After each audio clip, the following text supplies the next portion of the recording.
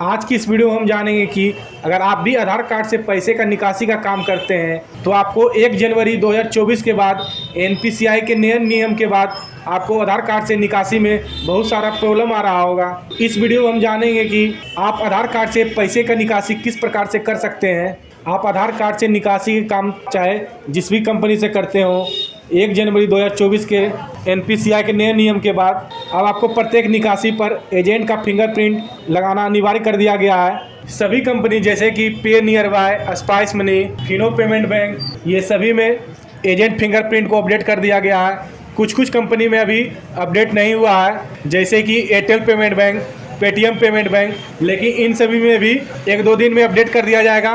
प्रत्येक निकासी पर आपको एजेंट का फिंगरप्रिंट लगाना अनिवार्य होगा। बिना एजेंट का फिंगरप्रिंट लगाए हुए निकासी नहीं होगा।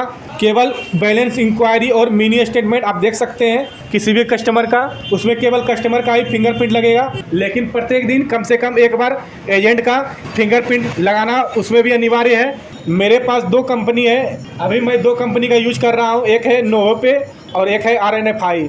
इन दोनों में भी एजेंट का फिंगरप्रिंट को अपडेट कर दिया गया है। अब प्रत्येक निकासी पर एजेंट का फिंगरप्रिंट लगाना अनिवार्य है। तो मैं आज आपको RNFI में किस प्रकार से कैश विड्रॉल कर सकते हैं इसका पूरा प्रोसेस स्टेप बाय स्टेप दिखाऊंगा। साथ ही ये भी जानेंगे कि एजेंट का फिंगरप्रिंट जब से एनपीसीआई का ये नया नियम अपडेट हुआ है तो बहुत से रिटेलर को बहुत सारा परेशानी हो रहा है। इसमें कौन कौन सा परेशानी है इस पर भी बात करेंगे। सबसे पहला प्रॉब्लम है उन लोगों का जो किसी और के आईडी से आधार कार्ड से पैसे का निकासी का काम करते हैं। कई लोगों का दुकान है जो अपने दुकान पर स्टाफ को बैठाकर उनसे काम करवाते थे। अब उन लोगों का काम नहीं हो पा रहा है क्योंकि बार बार एजेंट का फिंगरप्रिंट लग रहा है। और कई ऐसे लोग हैं जिनका एज 18 वर्ष से कम था, वे लोग अपने किसी भी फैमिली मेम्बर के नाम से आईडी ले लिए थे, उससे काम कर रहे थे। उन लोगों का भी काम अब नहीं हो पा रहा है। इसके अलावा एक दुकान पर एक से अधिक लोग काम करते थे, तो अब जिनके नाम से आईडी है केवल वही आधार कार्ड से निकासी कर रहे हैं। वे दुकान से अगर कहीं जा रहे हैं तो उनका आधार कार्ड का निकासी का काम नहीं हो पा रहा है। साथ ही जिनके भी नाम से आईडी है अगर वो भी दुकान पर बैठे हैं तो इसमें भी एक प्रॉब्लम है। कई लोगों का फिंगरप्रिंट मैच नहीं कर पाता है, तो इसमें आपको परेशानी हो रहा है कि आपको बार बार एजेंट का भी फिंगरप्रिंट लगाना हो रहा है, उसके बाद कस्टमर का भी फिंगरप्रिंट लगाना पड़ रहा है। यह भी एक परेशानी है। इसके अलावा कई कंपनी में पहले कस्टमर का फिंगरप्रिंट लिया जा रहा है, उसके बाद एजेंट का फिंगरप्रिंट लिया जा रहा है। इसमें यह प्रॉब्लम आ रहा है कि पता नहीं चल रहा है कि किसका फिंगरप्रिंट मिसमैच हुआ है, कस्टमर का हुआ है या एजेंट का हुआ है, ये पता नहीं हो रहा है। इसके कारण बार बार आपको फिंगरप्रिंट लगाना पड़ रहा है। और कई कंपनी में कि पहले एजेंट का ही फिंगरप्रिंट ले लिया जा रहा है, उसके बाद ऐप ओपन हो रहा है। तो इसमें थोड़ा कम प्रॉब्लम है क्योंकि एक बार एजेंट का फिंगर कैप्चर हो जाने के बाद किसी कंपनी में 3 मिनट का, किसी कंपनी में 5 मिनट का टाइमर चल रहा है। उसके बाद अगर कस्टमर का फिंगर लगा रहे हैं तो अगर मिसमैच होता है तो केवल कस्टमर का ही फिंगरप्रिंट लगाना पड़ रहा है। और जो कंपनी में बाद में एजेंट का फिंगर लिया जा रहा है उसमें पता नहीं चल रहा है कि कस्टमर का फिंगरप्रिंट मिसमैच हुआ है या एजेंट का हुआ है। इसमें बहुत परेशानी हो रहा है।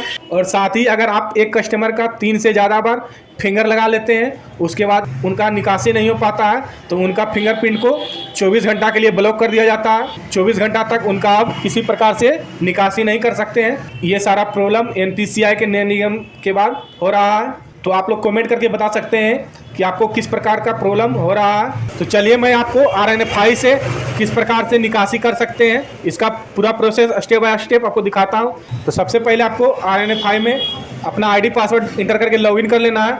लॉगिन करने के बाद आपको यहाँ APS वाले ऑप्शन पर आकर यहाँ APS न्यू डिज़ाइन वाले ऑप्शन पर क्लिक करना है। जैसे इस पर क्लिक करते हैं इसका डैशबोर्ड कुछ इस प्रकार का शो करेगा। उसके बाद आपको यहाँ APS वाले ऑप्शन पर क्लिक करना है। जैसे ही APS वाले ऑप्शन पर क्लिक करते हैं उसके बाद यहाँ पर आपको cash withdrawal, balance inquiry, mini statement का ऑप्शन शो करेगा। तो कैश विड्रॉल के लिए आपको इस पर क्लिक करना है। अगर आप बैलेंस इंक्वायरी वाले ऑप्शन पर क्लिक करते हैं तो आप लोग देख सकते हैं डायरेक्ट पोर्टल ओपन हो जा रहा है। इसमें आपको किसी प्रकार का एजेंट का फिंगरप्रिंट लगाने की आवश्यकता नहीं है। साथ ही मिनी स्टेट में भी एजेंट का फिंगरप्रिंट लगाना जरूरी नहीं है, केवल कैश विड्रॉल में आपको एजेंट का फिंगरप्रिंट लगाना है। तो सबसे पहले आपको एजेंट का यहाँ पर आधार नंबर इंटर करके उनका फिंगरप्रिंट कैप्चर कर लेना है। तो मैं यहाँ अपना आधार नंबर इंटर कर देता हूँ। आधार नंबर इंटर करने के बाद आपको इस चेक बॉक्स पर क्लिक कर देना है। उसके बाद यहाँ स्कैन वाले ऑप्शन पर क्लिक करना है। जैसे ही स्कैन वाले ऑप्शन पर क्लिक करेंगे आपके डिवाइस का लाइट जल जाएगा, उसमें आपको अपना फिंगर रख देना है। जैसे ही फिंगर रखते हैं आपका फिंगर सक्सेसफुली मैच हो जाएगा। उसके बाद पोर्टल कुछ इस प्रकार से ओपन हो जाएगा। आप लोग देख सकते हैं यहाँ पर 5 मिनट का टाइमर चालू हो गया है। 5 मिनट के अंदर ही आपको ट्रांजैक्शन कंप्लीट कर लेना है।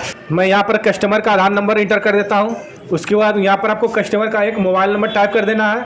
उसके बाद यहाँ से कस्टमर का बैंक सेलेक्ट कर लेना है, किस बैंक से निकासी करना है, या यहाँ पर बहुत सारा बैंक का ऑप्शन शो कर रहा है। अगर इनमें से कोई बैंक है तो आप लोग इसमें से भी सेलेक्ट कर लेंगे। उसके बाद आपको यहाँ पर अमाउंट इंटर कर देना है कि कितना का अमाउंट आपको विड्रॉल करना है, निकासी करना है। तो मैं यहाँ अमाउंट इंटर कर देता हूँ। उसके बाद आपको यहाँ नीचे थोड़ा स्क्रॉल करना है। उसके बाद आपको यहाँ पर एक ऑप्शन शो कर रहा होगा स्कैन का, इस पर आपको क्लिक करना है। जैसे इस पर क्लिक करते हैं आपके डिवाइस का लाइट जल जाएगा। उस पर आपको कस्टमर का फिंगर रख कर कैप्चर कर लेना है। जैसे ही कस्टमर का फिंगर कैप्चर सक्सेस होता है, आप लोग देख सकते हैं ट्रांजैक्शन सक्सेसफुल हो गया है। कुछ इस प्रकार का एक आपको रिसिप्ट शो करने लगेगा। आप लोग यहाँ पर देख सकते हैं इनका मैं 100 रुपया कैश विड्रॉल करके आपको दिखाया हूँ।